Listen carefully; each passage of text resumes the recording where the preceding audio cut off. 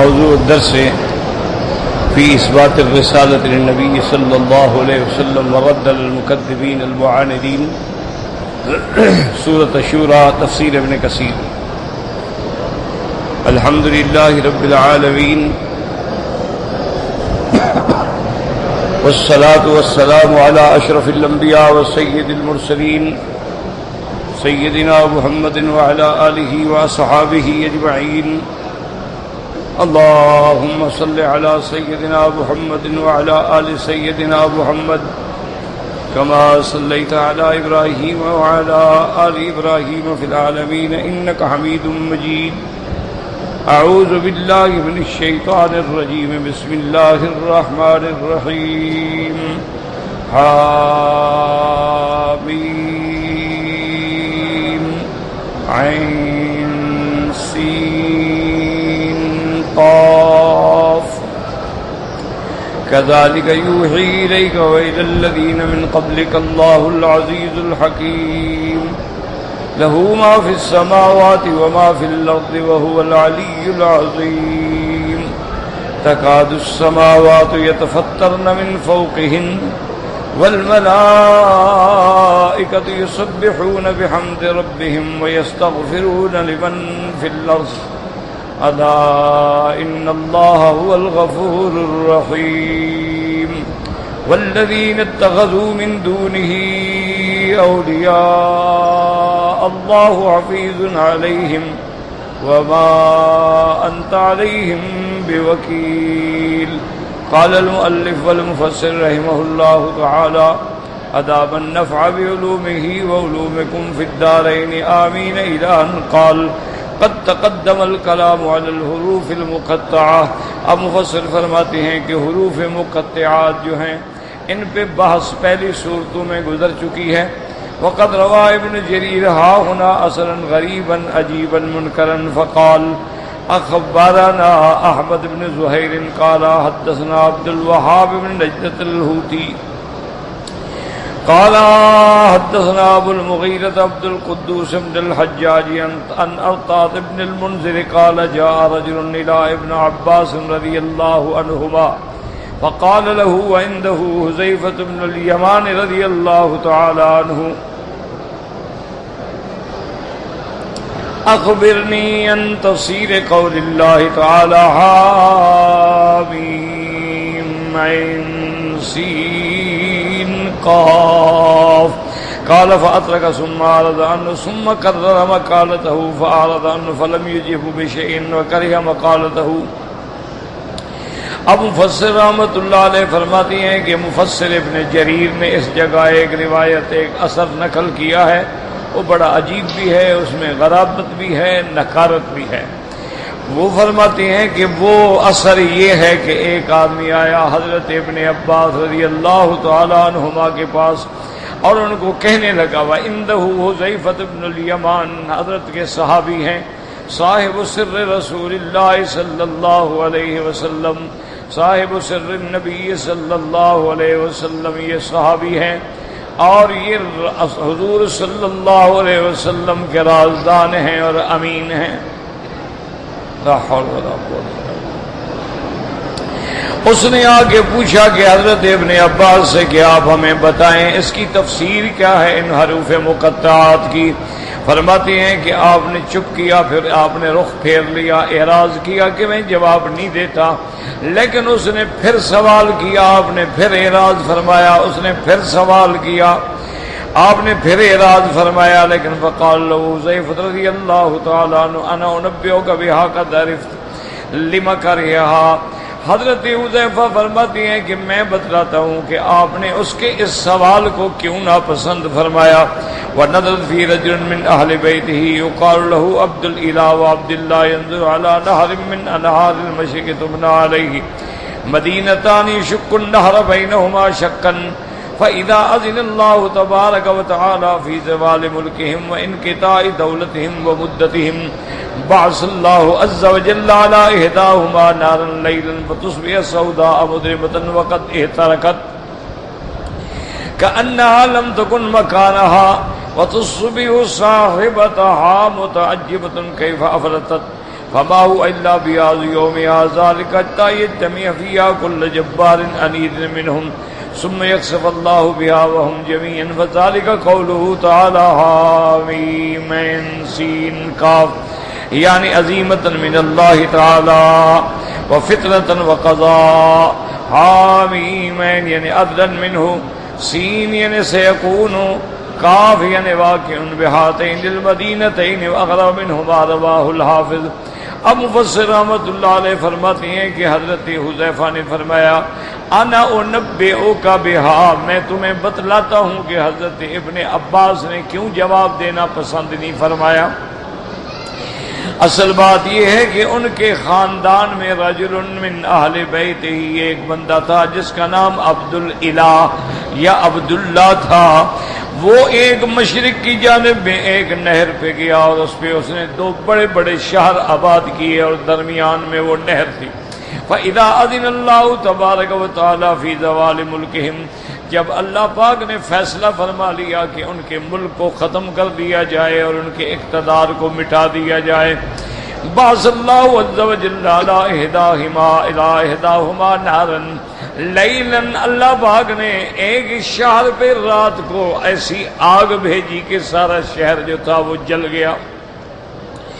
ایسے معلوم ہوتا تھا کہ وہ شہر یہاں کبھی بنایا بھی نہیں گیا. اور اس کے بعد فرماتے ہیں تصبح صاحبتها متعجبۃ کیف افلتت، اور وہ بڑے تعجب میں تھے کہ کیا ہو گیا. فما هو الا بهذا اليوم ذلك، جب دن ہوا تو سب وہاں بڑے بڑے جو سردار تھے، جبار تھے، وہ سارے کے سارے اکٹھے ہوئے اس مسئلے پہ غور کرنے کے لیے کہ کیا وجہ ہے کہ یہ پورے کا پورا شہر جو ہے وہ جل گیا ہے. جب وہ سارے اس دوسرے شہر میں اکٹھے ہوئے تو اللہ نے حکم دیا، ان کو بھی زمین نگل گئی. ثم یکسف اللہ بها وهم جميعا، اس لیے فرماتے ہیں کہ اسی میں اشارہ ہے حامیم سین کاف، یعنی اللہ کی طرف سے عظیمت ہے، اللہ کی طرف سے امتحان اور قضا ہے. حامیم یعنی عدلا منہ، سین کا معنی سیکون ان قریب ہوگا، کاف کا معنی واقع بہاتین المدینتین یعنی ان پر جو عذاب آیا، ایک رات میں برباد ہو گیا اور ایک دن میں شہر برباد ہو گیا. لیکن یہ خیالات ہیں، روایات ہیں، کوئی اعتبار نہیں ان روایات. وأغرب منه ما رواه الحافظ أبو يعلى الموصلي في الجزء الثاني من مسند ابن عباس رضي الله عنه عن أبي ذر رضي الله عنه عن النبي صلى الله عليه وسلم في ذلك، ولكن اسناده ضعيف جدا ومنقطع. حافظ ابو یعلا موصلی رحمت اللہ علیہ نے بھی اپنی کتاب میں روایت نقل کی ہے، لیکن وہ بھی ناقابل اعتبار ہے، اس کی سند میں ضعف بھی ہے اور انقطاع بھی ہے. فإنه قال حدثنا ابو طالب عبد الجبار بن عاصم قال حدثنا ابو عبد الله الحسن بن يحيى الخشني الدمشقي عن ابي معاويه قال سعيد عمر بن الخطاب رضي الله تعالى عنه على المنبر فقال ايها الناس هل سمع منكم احد رسول الله صلى الله عليه وسلم يفسر قوله تعالى حامیم عین سین قاف. فوصف ابن عباس رضی اللہ تعالی عنہ فقال انا، وقال حامیم اسم من اسماء اللہ تعالی. قال فعین، قال آین المولون ذاب یوم بدر. قال فسین، قال سيعلم الذين ظلموا أي منقلب ينقلبون. قال فسكت فقام ابو ذر ففسر كما قال ابن عباس رضي الله عنهما وقال قاف قارئة من السماء تغشی الناس. اس روایت میں آتا ہے کہ حضرت عمر رضی اللہ تعالی عنہ منبر پہ کھڑے ہوئے اور اس کے بعد انہوں نے فرمایا کہ کوئی بندہ ہے کہ جس نے حضور پاک سے ان حروف کی تفسیر سنی ہو، حامیم عین سین قاف. حضرت ابن عباس فرماتی ہیں وہ کھڑے ہوئے، آنا کہ میں جانتا ہوں. قال فبین، آپ نے فرمایا کیا؟ انہوں نے کہا حامیم اسم من اسماء اللہ تعالی، یہ اللہ کے ناموں میں سے اللہ کا نام ہے. انہوں نے کہا کہ عین سے کیا مراد ہے؟ انہوں نے کہا آین المولون ذاب یوم بدر، کہ بدر والے دن کفار مشرکین جنہوں نے اعراض کیا تھا میرے مدنی پاک سے، اپنے آنکھوں سے عذاب کو دیکھ لیا. انہوں نے کہا اچھا سین کا کیا معنی ہے؟ فرمایا سیعلم الذین ظلموا، ظالم مشرک جان لیں گے کہ ان کا کیا حشر ہونے والا ہے. اس کے بعد پوچھا فقام فسکت، حضرت ابو ذر اٹھے. انہوں نے کہا کہ حضرت ابن عباس نے یہ تفسیر بیان فرمائی، کاف سے معنی ہے قاریۃ من السماء تغشی الناس، اللہ کی طرف سے آسمانوں سے عذاب اترے گا جو لوگوں کو ڈھانپ لے گا. لیکن یاد رکھیں کہ یہ ساری روایات جو ہیں بالکل صحیح نہیں. بہت سارے لوگوں نے، میں نے عرض کیا تھا نا خلاصہ درس میں، کہ بڑے اقوال نقل کیے ہیں. بعض کہتے ہیں کہ یہ اللہ کے ناموں کی طرف اشارہ ہے، بعض کہتے ہیں کہ نہیں. بعض آیات میں مثلا الف لام میم، وہ کہتے ہیں الف سے مراد اللہ ہے، لام سے مراد جبرائیل ہیں، اور میم سے مراد محمد مصطفیٰ صلی اللہ علیہ وسلم. یعنی اللہ نے قرآن اتارا، جبریل لایا اور محمد مصطفیٰ پہ اتارا. حامیم وہ کہتے ہیں اس کا معنی جو ہے حم الامر وجاء النصر، کہ اللہ کا حکم آ گیا، اللہ کی مدد آ گئی. حضور پاک نے صحابہ کو فرمایا تھا کہ جب جنگ ہو اور دشمن سے مقابلہ ہو تو یہ پڑھا کرو حم الامر وجاء النصر فعلینا لا ينصرون، تو اللہ کی رحمت سے دشمن تم پہ غالب نہیں آئیں گے. انہوں نے کہا حامیم کا معنی یہ ہے کہ ہم الامر. اور بعض علماء کہتے ہیں حامیم، ہا حنان اللہ کا نام ہے، میم منان اللہ کا نام ہے. اسی طرح کسی جگہ پہ آتا ہے الف لام میم را، وہ فرماتے ہیں الف سے مراد اللہ ہے، وہ میم سے مراد محمد الرسول اللہ ہے، اور را سے مراد اللہ کا قرآن ہے. تو یہ ساری باتیں ہیں، اس میں کوئی حقیقت نہیں. اور ان اقوال میں آپ جتنا الجھیں گے اتنا آپ اور زیادہ پریشان. اس لیے ہمیشہ جتنے بڑے بڑے مفسرین علماء گزرے ہیں ان سب نے یہی کہا کہ اللہ اعلم بمرادہ بذالک، اس کا ترجمہ اللہ جانتے ہیں، بس بات ختم. اور ویسے بھی ایک بات اصولاً یاد رکھ لو، قرآن جب پڑھو اللہ نصیب کرے، کہ مفسرین فرماتے ہیں ابہموہ کما ابہمہ اللہ، کہ جس بات کو اللہ نے مبہم رکھا، اللہ نے بیان نہیں کیا، تم بھی بحث میں نہ پڑھو. یعنی اللہ نے اس کو واضح نہیں کیا ہے، تم بھی خواہ بلا وجہ بحث میں نہ. اب جیسے دیکھیں اصحاب کہف کا واقعہ کتنا بڑا مشہور واقعہ ہے، قرآن میں موجود ہے، حتیٰ کہ سورت کا نام بھی سورت الکہف ہے. لیکن اللہ نے ان اصحاب کہف کے نام جو ہیں وہ مبہم رکھے ہیں. ان کا نام کیا تھا قرآن نے نہیں بتایا. اذ ذهب الفتية إلى الكهف، بس قرآن اتنا کہتا ہے کہ چند نوجوان تھے جنہوں نے غار میں پناہ لی. کیا نام تھا کوئی پتہ. تو جب اللہ نے ذکر نہیں کیا تم بھی بلا وجہ بحث نہ کرو. اب لوگوں نے جناب ان کے نام ڈھونڈے ہیں، اور یہودی روایات سے اور اسرائیلی روایات سے اور کتب متقدمہ سے اور کتب سابقہ سے کہ ان کا نام یہ ہے. حتیٰ کہ کلبہم باسط ذراعہ بالوسید، ان کے کتے کا نام یہ ہے. اور پھر باقاعدہ کہ یہ نام لکھے جائیں تو تعویذ کے کام آتے ہیں اور جن بھاگ جاتے ہیں، اور لکھ کے دکھائے جائیں جس کو جن ہے تو جن حاضر ہو جائیں گے. عجیب عجیب واقعات. لیکن اللہ نے قرآن میں نہیں بتلایا. کسی صحیح حدیث مبارک میں میرے آقا نے نہیں بتلایا کہ ان کے نام کیا تھے. بس نہیں بتلایا تو نہیں بتلایا. کیوں؟ عبرت تو اس قصے سے پکڑنی ہے نا، اس کا نام چاہے کوئی تھا. اسی طرح قرآن کا یہ منشا ہے. وَأَوْحَيْنَا إِلَىٰ أُمِّ مُوسَىٰ، اللہ فرماتی ہے ہم نے موسیٰ علیہ السلام کی اماں کی طرف وحی کی. اب اماں کا نام کیا ہے وہ پتہ ہے. اچھا بعض جاہل لوگ ہوتے ہیں، وہ ایک دفعہ میرے پاس بھی ایک بندہ کہتا ہے جی حضرت موسیٰ علیہ السلام کی اماں کا نام کیا ہے؟ میں نے کہا مجھے اپنی دادی کا نام نہیں آتا تو مجھے موسیٰ علیہ السلام کی اماں کا پوچھتے ہو؟ کہتے ہیں نہیں جی بس آپ چھپا رہے ہیں۔ خدا کے بندے مجھے چھپانے کا کیا فائدہ ہوگا؟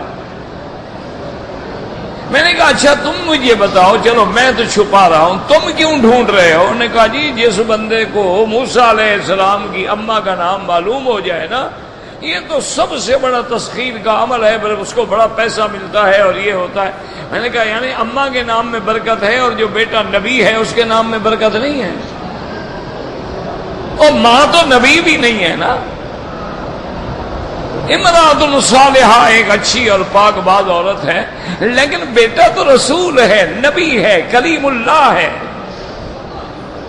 یہ برکت اس کے نام میں نہیں ہے۔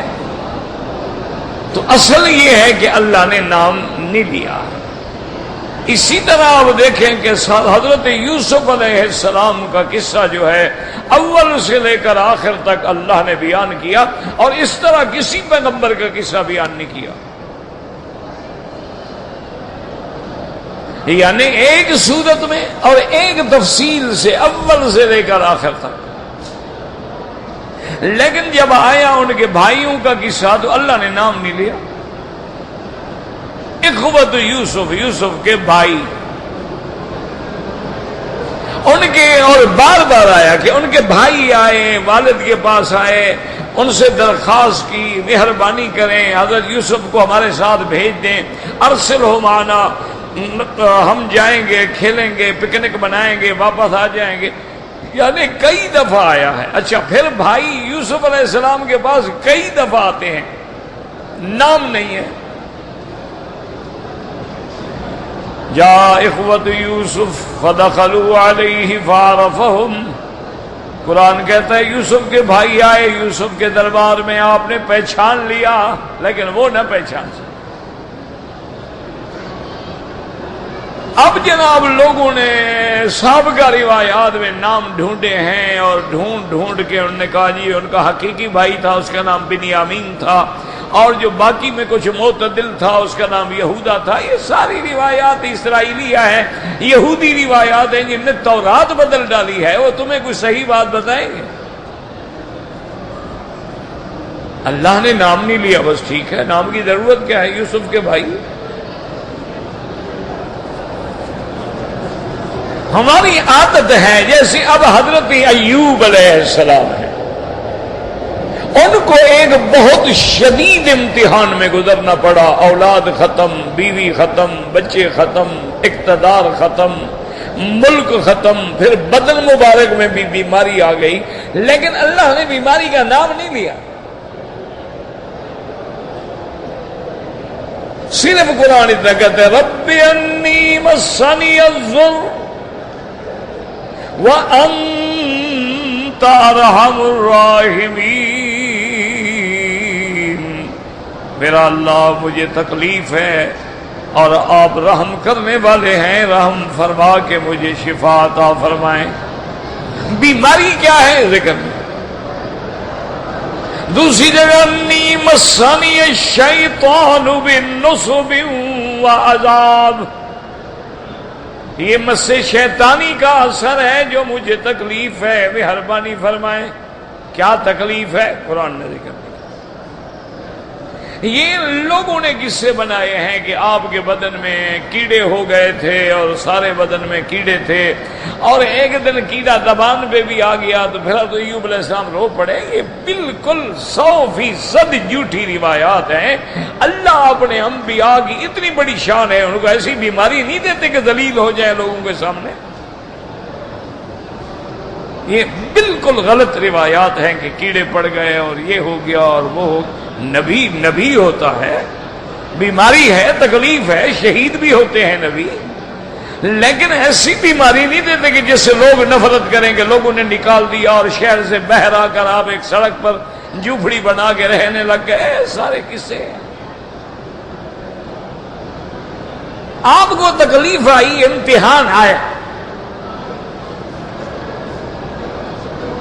اور اس کے بعد پھر اللہ تبارک و دیکھیں نا، حالانکہ اللہ نے ان کی بیوی کا ذکر کر دیا، نام نہیں لیا، آپ نے بیوی کو کوڑے مارنے کی قسم کھا لی، اس کا ذکر فرما دیا لیکن بیوی کا نام نہیں لیا۔ اور ایوب علیہ السلام کی بیماری تھی، تکلیف تھی، کیا تھی اللہ عالم۔ جب اللہ نہ بتلائے تم کہاں سے لے آؤ گے؟ تکلیف ہے بس۔ اب اس کے بعد جو ہے اللہ فرماتے ہیں کہ جب اللہ راضی ہوئے، امتحان کی مدت ختم ہو گئی، تو اللہ نے فرمایا ارکض برجلک ھذا مغتسل بارد وشراب۔ اللہ نے فرمایا میرے ایوب، میرے پیغمبر جہاں بیٹھے ہو یہیں پاؤں مارو۔ اللہ ایک مریض آدمی ہوں، میرے پاؤں میں کیا طاقت ہے، بس تم میرے حکم کی تعمیل کرو۔ یہاں سے چشمہ نکلے گا، اس چشمے کا پانی پی لو، اندر کی بیماریاں ختم، اور غسل کرو تو باہر کی ختم۔ اور پھر یہ پانی ٹھنڈا بھی ہے، میٹھا بھی ہے، پینے کے لائق بھی ہے۔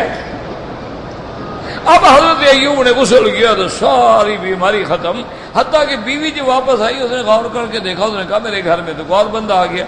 وہ بیچاری باہر کھڑی ہوگی، اس نے کہا اللہ کے بندے تم کون ہو؟ یہاں میرا خاوند تھا بیمار۔ انہوں نے کہا اندر آ جاؤ، میں تو ہوں ایوب اور کون۔ لیکن اللہ نے نام نہیں لیا کہ بیماری کیا۔ اس لیے ہمیشہ یاد رکھیں ان قصے کہانیوں میں، اب ساری تفسیریں آپ دیکھیں گے نا، حضرت ابن عباس کا 6000 قول نقل ہوا ہے کہ بھی قرآن کی تفسیر میں حضرت ابن عباس نے یہ فرمایا، یہ فرمایا، یہ فرمایا، اور جب تحقیق کی جاتی ہے تو 418 قول ٹھیک ہے، باقی سارے جھوٹ ہیں۔ کیونکہ یہودیوں کی عادت تھی، اللہ معاف کرے، اللہ معاف کرے، روایتیں بنانا، کتب میں ملانا، تفسیروں میں ڈالنا، حدیث میں ڈالنا، حدیث کی شرح میں ڈالنا، حضور پاک صلی اللہ علیہ وسلم کا حلیہ مبارک کو بدل دینا، صحابہ کے بارے میں شان بدل دینا، یہی تو سارے جھگڑے کی بنیاد ہے یہودی۔ اس دور سے لے کر آج تک پورے عالم میں جو فتنہ ہے اس کے پیچھے یہودیوں کا ہاتھ ہے۔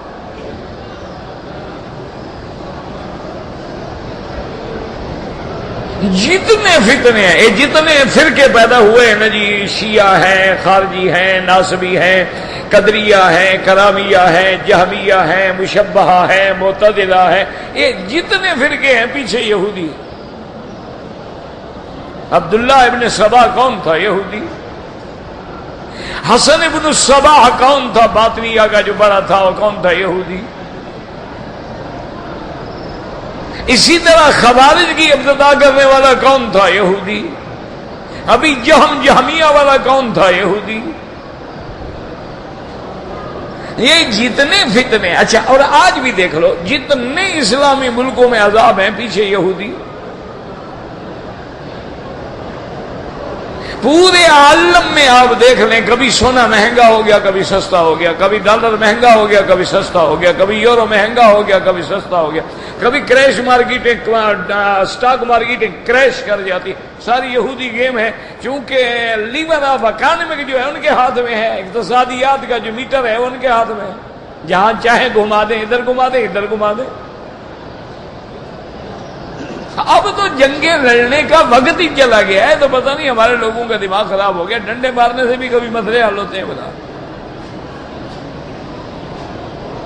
اب تو علم کی لڑائی ہے، عقل کی لڑائی ہے، اور بدقسمتی یہ ہے کہ سارے علم کے اصل وارث علماء تھے، علماء اسلام تھے۔ ساری دنیا نے مسلمانوں سے علم لیا۔ یورپ میں جب تہذیب نہیں تھی تو مسلمان متمدن تھے، تمام یورپ نے جو علم حاصل کیا مسلمانوں کی کتابوں سے حاصل کیا، اسپین میں آگے کتابوں سے حاصل کیا، غرناطہ کے کتب خانوں کو کنگھال ڈالا، اور جتنے بڑے پہلے موجد گزرے ہیں سب دیکھ لیں، ابن سینا ہے، رازی ہے، حیان ہے، بیروت، سب مسلمان تھے۔ لیکن جب سے مسلمان تویز میں چکر میں پڑ گئے، ہر چیز چھوڑ دی، اب مار کھا رہے۔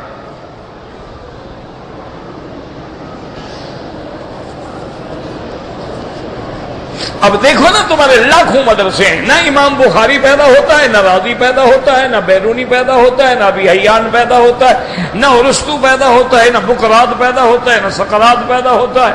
کیوں؟ آج پوری دنیا میں میڈیکل جو پڑھایا جاتا ہے وہ ابن سینا ہے۔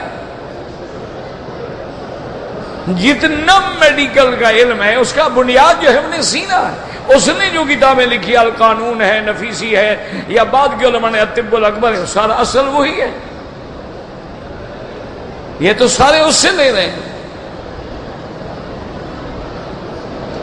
وجہ کیا ہے کہ جب علم نہ رہا تو ہم یورپ نے علم حاصل کیا، ٹیکنالوجی حاصل کی کہ لاکھوں میل دور بیٹھے ہوئے تیری تصویر اتار لیں، لاکھوں میل دور بیٹھے ہوئے صرف فوکس کر دیں، تم گھر میں جو کھاتے ہو، جو پیتے ہو، بیوی کے ساتھ سوتے ہو، وہ بھی دیکھ رہے ہیں۔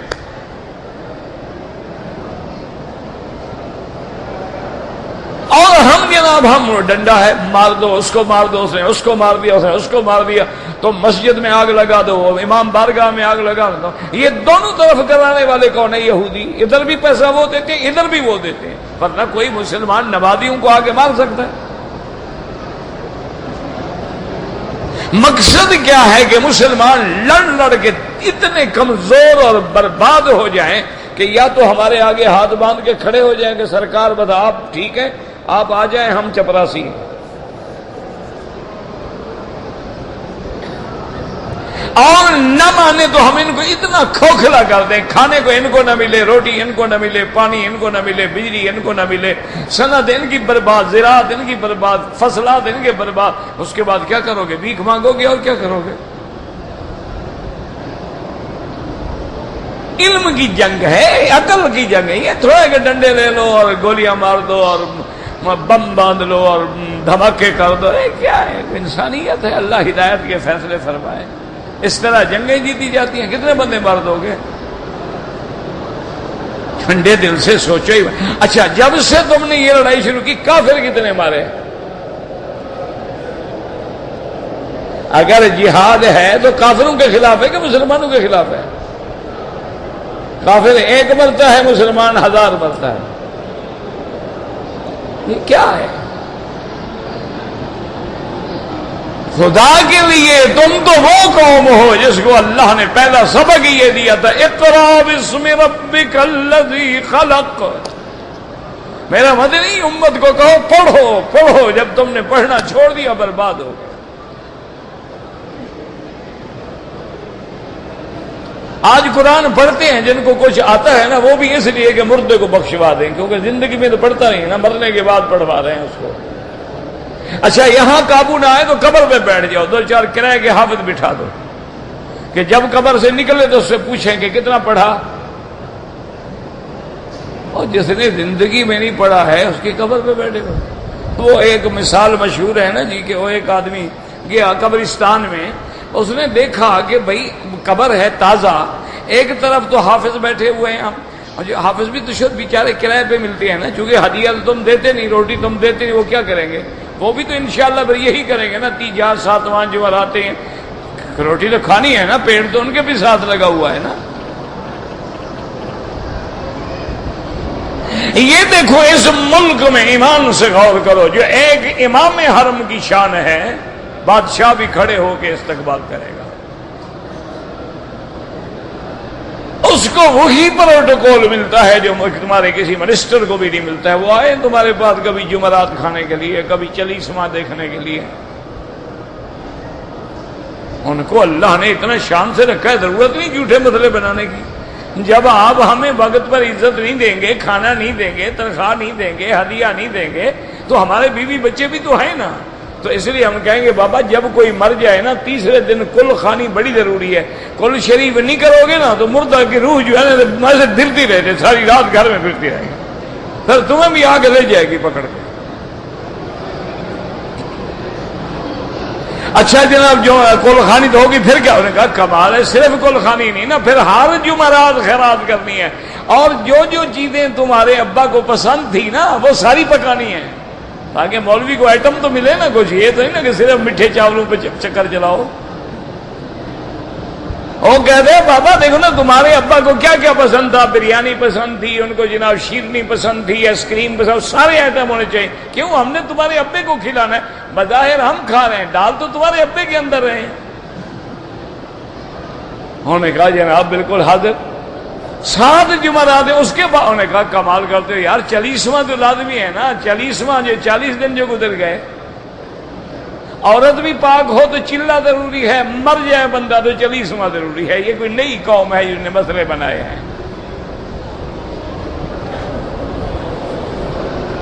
اب جناب چہلم گزر گیا، اب کیا کریں، انہوں نے کہا اتنے میں محلے میں اور مر گیا، پھر اس کے کول شروع ہو گئے، انا للہ و انا الیہ راجعون۔ اس لیے ہمیشہ یاد رکھو کہ یہ سارے جھگڑے کیا ہیں، جہالت ہے، علم نہیں ہے۔ اگر تم نے کفر کا مقابلہ کرنا ہے تو علم علم علم اور کوئی مقابلہ نہیں۔ نہ ایمان سے کہو بپسی تم ان کی پیتے ہو، برگر تم ان کا کھاتے ہو، پیزا ان کا کھاتے ہو، اس کے بعد یہ جناب چیز جو آتی ہے یہ ان کی کھاتے ہو، مکھن ان کا کھاتے ہو، مرغیاں ان کی کھاتے ہو، کپڑے ان کے پہنتے، ان سے لڑو گے؟ عقل کرو، ہر بلا تو اندر ان کی ہے، وہ تو تمہارے محسن ہیں، تم پہ نمک حرامی کیسے کرو گے؟ لائنیں لگی ہوئی ہیں، غریب کو روٹی نہیں ملتی ہے، اور 400 500 600 روپے کا ایک برگر ہے، اور کاریں لائن میں کھڑی ہیں، نمبر نہیں مل رہا ان کو دینے کا۔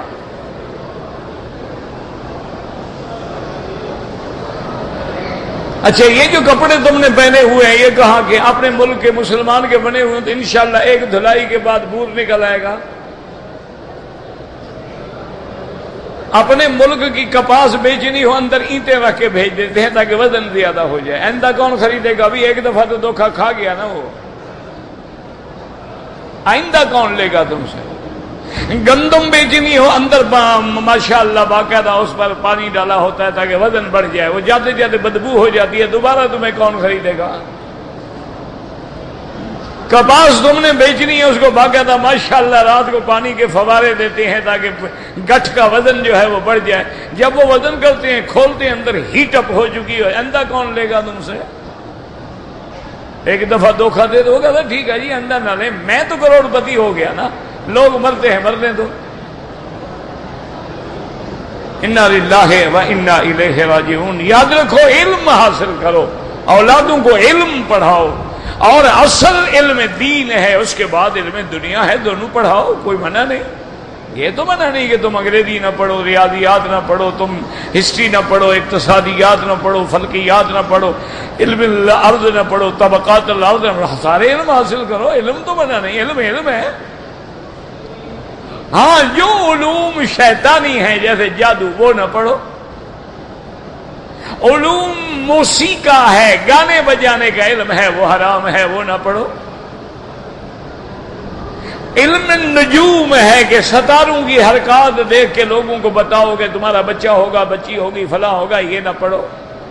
علم جفر ہے، لوگوں کو غیب کے قصے بتاتے ہو، یہ نہ پڑھو۔ علم الاعداد ہے کہ تمہارے نمبر کیا ہے، نام کیا ہے، فلانا نمبر موافق ہے، فلانا نمبر تمہیں غیر موافق ہے۔ آج کل ٹی وی پر یہ سارا اللہ کا عذاب آیا ہوا ہے، 2 گھنٹے آدمی بیٹھے ہوئے ہیں، وہ جناب اعداد بتا رہے ہو، شریف آدمی تم اپنا نمبر نکال کے پہلے خود تو جیت جاؤ نا، ان کو بعد میں بتانا۔ خود تو تم 100 روپیہ 200 500 روپے فیس لے کے روٹی کھاتے ہو، اور لوگوں کی قسمت بدل دو گے، تیرا تو اپنا ستارہ گردش میں ہے، پہلے اس کو تو نکالو بدبخت۔ تو اس لیے ہمیشہ یاد رکھیں کہ یہ باتیں جو ہے نا، قرآن نے کہا ہے کہ حروف مقطعات، آگے تفسیر اللہ نے بیان نہیں کی، حضور نے بیان نہیں کی، بس اللہ اعلم بمرادہ، جتنی اس کے اندر گھسو گے اتنی تباہی ہوگی۔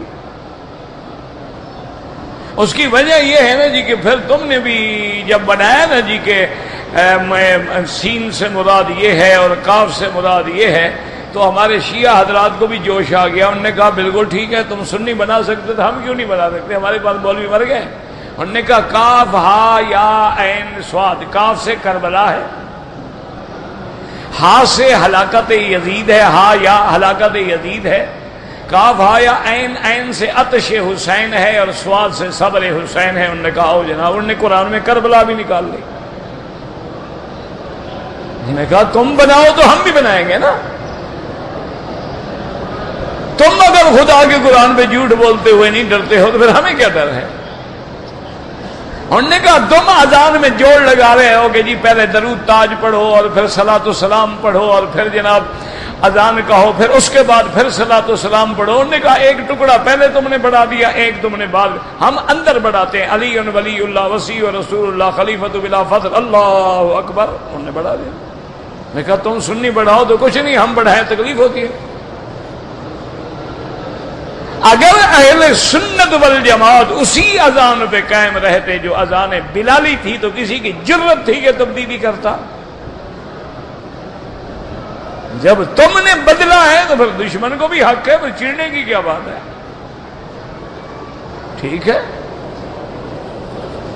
جب تمہارے دولت مند آدمی مولویوں کو بلاتے ہیں، شادی کرتے ہیں، نکاح کرتے ہیں، پیسے خرچ کرتے ہیں، 2 مہینے کے بعد 3 مہینے کے بعد وہ استعمال ہو گئی، وہ اس کے بعد اس کو طلاق دے دیتے ہیں، پھر جناب اور کسی غریب کی لڑکی لے آتے ہیں۔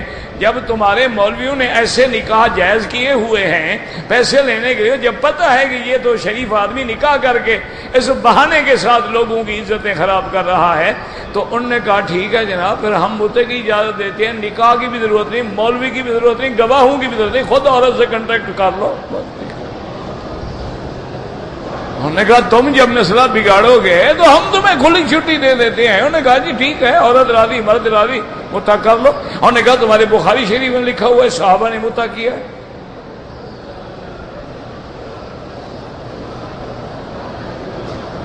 اب یہ کون بتا؟ اللہ کے بندے، بخاری میں تو یہ بھی لکھا ہوا ہے کہ صحابہ نے شراب پیا ہے، یہ تو حرام ہونے سے پہلے کی بات ہے نا، بات تو ہے کہ حرام ہونے کے بعد دکھاؤ۔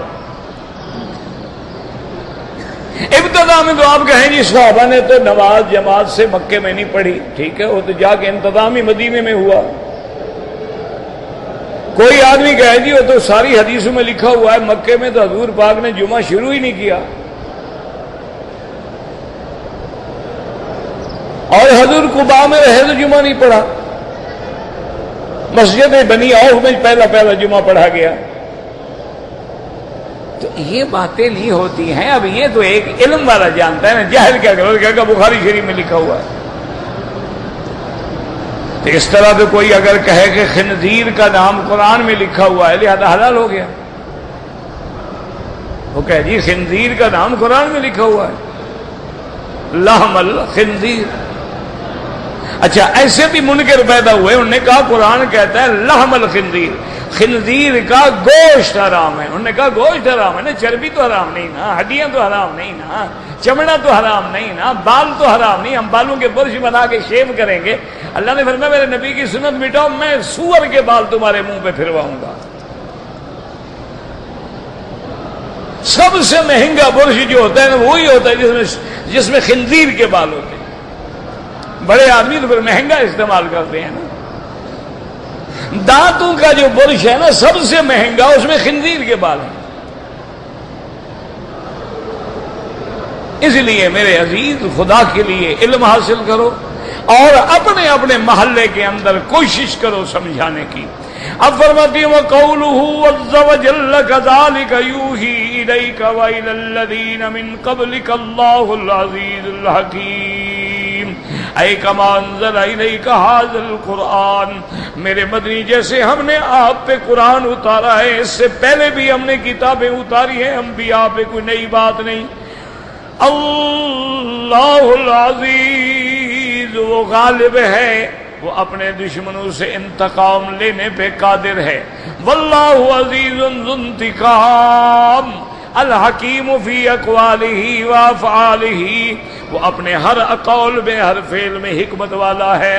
اللہ ہمیں قرآن پہ عمل کرنے کی توفیق دے، اور دعا کریں اللہ عالم اسلام پہ رحم فرما دے، اللہ ہمارے گناہ معاف فرما، اللہ حضور کی امت پہ رحم فرما۔ یا اللہ تیرے نبی کے نام لیوا ہر جگہ عذاب میں ہے، رحم فرما، یا اللہ رحم فرما، اللہم ارحم امت محمد صلی اللہ علیہ وسلم، اللہم اغفر امت محمد صلی اللہ علیہ وسلم، اللہم اجبر امت محمد صلی اللہ علیہ وسلم، اللہم اشفنا واشف مرضانا وارحم موتانا واستجب دعانا ولا تخيب رجاءنا برحمتك یا ارحم الراحمین۔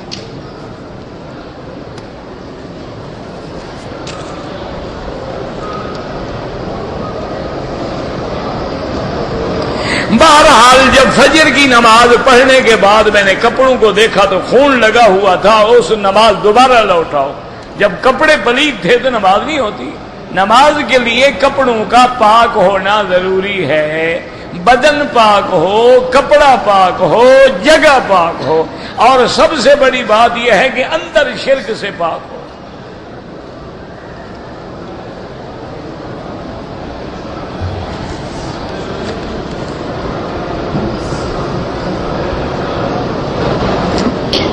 اگر ایک آدمی نے روزہ رکھنا تھا، سحری کے وقت آنکھ کھلی، اس کو احتلام تھا، غسل نہیں کیا، اسی حال میں ساری کھا کے نیت کر لی، غسل بعد میں کیا، کوئی حرج نہیں، کوئی مسئلہ نہیں۔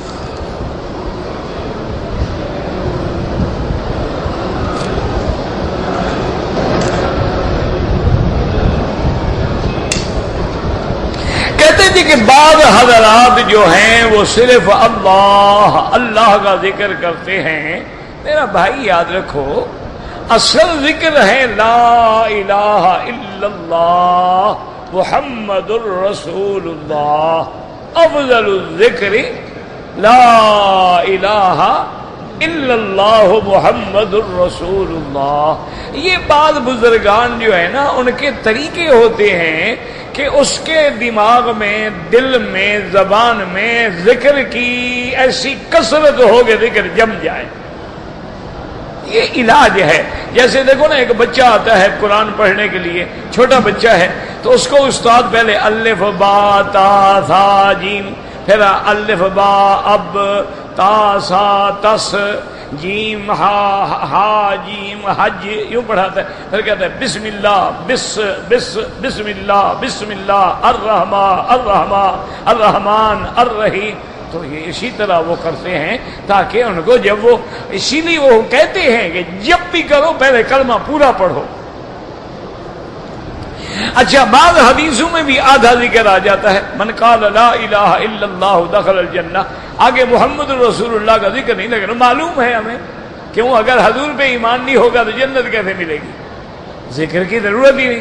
اچھا، کبھی یہ بھی آ جاتا ہے کہ حضور نے فرمایا لا تقوم الساعۃ، قیامت قائم نہیں ہوگی حتی لم یقل فی اللفظ اللہ اللہ اللہ، کہ جب کوئی دنیا میں اللہ اللہ کہنے والا نہیں رہے گا پھر قیامت، وہاں صرف اللہ ہے۔ تو اس لیے ان جھگڑوں میں نہ پڑا کرو، کوئی ذکر کر رہا ہے اس کو کرنے دو، اس کی محنت کرو، جو نہ ذکر کرتا ہے نہ نماز پڑھتا ہے، تم ان کے پیچھے لگ گئے ہو کہ تم کیوں کر رہے ہو؟ جو کرنے کا کام ہے نا ان کے پیچھے لگو۔ ایک آدمی نے آمین زور سے کہا، ایک نے ایسا کہا، الحمدللہ نماز دونوں کی ہو گئی۔ بدبخت تو وہ ہے جو نہ باہر کھڑا ہے، نہ زور سے کہتا ہے نہ ایسا کہتا ہے، اس پہ محنت کرو دونوں مولوی، اس کو تو نہ خراب کرو نا جو آ گیا ہے غریب اندر۔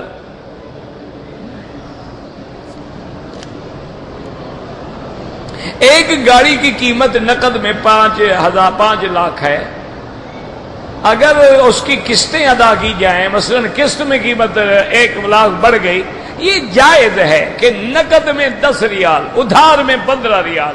اب گویا یہ کتاب تم نے خریدی ہی 15 ریال میں ہے، لہذا جائز ہے، منع نہیں ہے، لیکن کوشش کرو اس سے بھی بچو۔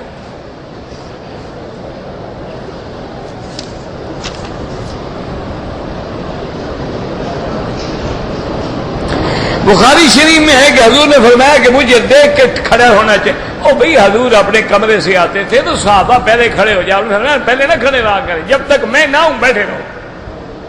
تو ہر بات کو سمجھا بھی تو کرو نا، حدیث تو تمہیں آ جاتی ہے لیکن معنی بھی آتا ہے کہ حدیث کا معنی کیا ہے۔ حضور کا حجرہ آپ نے دیکھا نا، جہاں آپ کی مدار مبارک ہے، یہ حجرہ ہے، یہ گھر ہے بی بی عائشہ کا. یوں نکلے حضور پاک اور سیدھے صف میں آ گئے، سامنے منبر ہے. تو صحابہ پہلے استقبال کے لیے کھڑے ہو جاتے، نہیں بیٹھے رہا کرو، لا تقوموا حتی ترونی، جب تک میں نہ آؤں باہر کیوں کھڑے ہو جاتے ہو؟ وہ تو ایک ہدایات ہیں.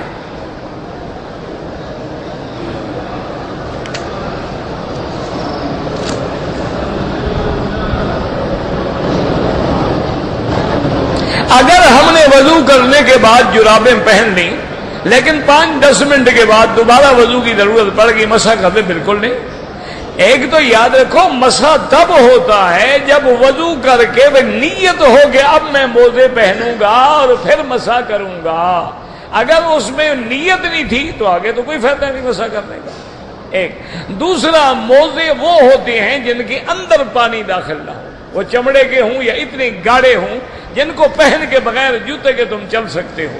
لیکن بعض ائمہ لفظ جو ہے جراب سے عام جراب کو بھی جائز سمجھتے ہیں، لیکن امام ابو حنیفہ رحمۃ اللہ علیہ فرماتے ہیں کہ جراب یہ دیکھو حضور کے زمانے میں کون سی جراب تھی، ایسی ہے تو کرو.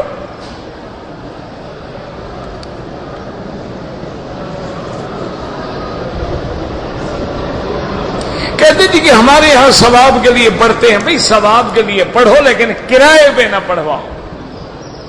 ثواب کے لیے کلمہ پڑھو، قرآن پڑھو، جو بھی حدیث پاک پڑھو، لیکن خود پڑھو، رشتہ دار اکٹھے ہو کے پڑھو. یہ نہیں کہ مدرسے سے جا کے طالب کرائے پہ لے آؤ. اچھا وہ طالب بھی سمجھدار ہو گئے ہیں، پیسے زیادہ دو تو ختم لمبا پڑھتے ہیں، اور اگر تم نے پیسے تھوڑے دیے نا، وہ بھی تعلمون یعلمون تعلمون یعلمون، اللہ اکبر، ہاتھ اٹھاؤ جی، بس سارا ثواب پہنچ گیا ماشاءاللہ. وہ تو کرائے کی بات ہے نا، اس کا کوئی ثواب شواب نہیں.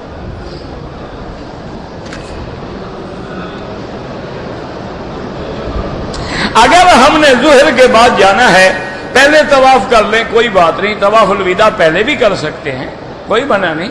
اور عمرے والوں پر تو طواف الوداع واجب ہی نہیں ہے.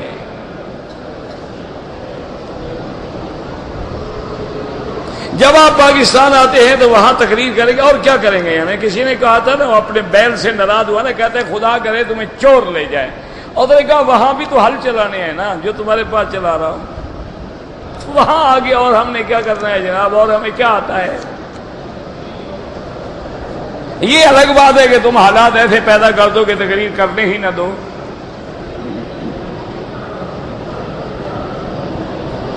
ایک فقیہ کہتا ہے کہ عورت کو 3 طلاق ہو جاتی ہے. ایک فقیہ نہیں کہتا، جمہور کا یہی مسئلہ ہے.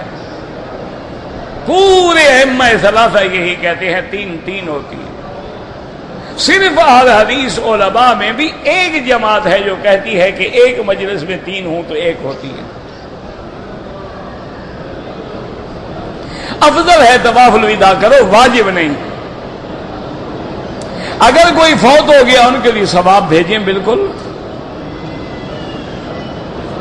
اگر عورت عمرے پہ آئے، گھر میں نماز ہوٹل میں افضل ہے، لیکن حرم میں پڑھے تو منع نہ کریں. اپنی عورت اپنے بال کٹا سکتی ہے، اپنے سر کے بال خود بھی کاٹ سکتی ہے، فیشن کے لیے کٹوانا حرام ہے. اللہ فرماتے ہیں حج میں بھی اتنے کٹواؤ اور تم فیشن کے لیے اتنے کٹواتی ہو. آئی برو جو ہے بنانا بالکل ناجائز ہے. بہرحال یہ چگا ہو، سلوار ہو، پاجامہ ہو، ٹخنے سے نیچے رکھنا حرام ہے.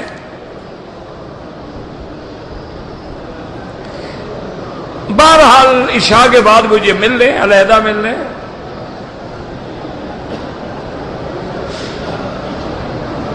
بہرحال اگر عورت کو حیض شروع ہو جائے پھر گولی سے بند نہیں کیا جاتا، پھر دن پورے کرے جو اس کی عادت ہے. ہاں پہلے گولیاں کھاتی رہے، حیض نہ آئے تو جائز ہے. جب آ گیا ہے تو اب نہیں بند ہونا، اب تو وہ دن پورے کرے. اسی حالت میں گولی کھا کے بند کیا، طواف عمرہ کیا تو 1 بکری دم ادا کرے. چاندی کی انگوٹھی جائز ہے، بالکل جائز ہے.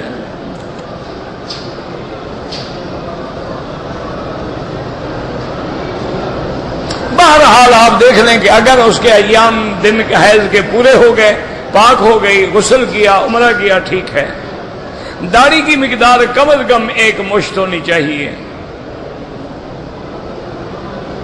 میرا ایک بھائی ناحق جیل میں ہے، اللہ ہر ناحق و بے گناہ قیدیوں کو رہائی عطا فرما دے۔ اللہم اجعل لنا وللمسلمین من کل ہم فرجا ومن کل ضیق مخرجا ومن کل بلاء نافعا۔ اللہم فرج ہم المہمومین، نفس کرب المکروبین، وقض الدین عن المدینین، واشفنا واشف مرضانا ومرضى المسلمین، صلی اللہ تعالی علی خیر خلقہ سیدنا محمد وعلی آلہ وصحبہ اجمعین۔